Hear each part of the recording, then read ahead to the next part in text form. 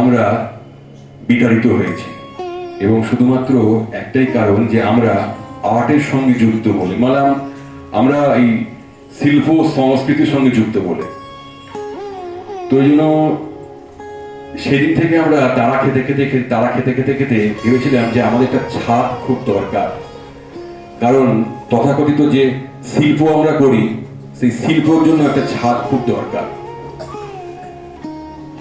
ছাদ ছাড়া কিছু হয় না, এবং সেই স্বপ্নটা তখন থেকে দেখতে শুরু করেছিলাম। আজ আমাদের একটা নিজস্ব জায়গা হয়েছে।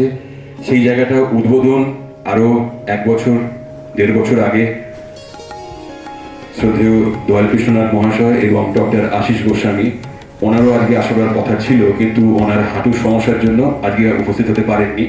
তখন খুব ভাঙাচড়া অবস্থায় ছিলেন, ওরা জানেন, পাশ দিয়ে সিমেন্টের বস্তা, সমস্ত ভাঙাচড়া, এটার মধ্যে দিয়ে তখন উদ্বোধনটা হয়েছিল।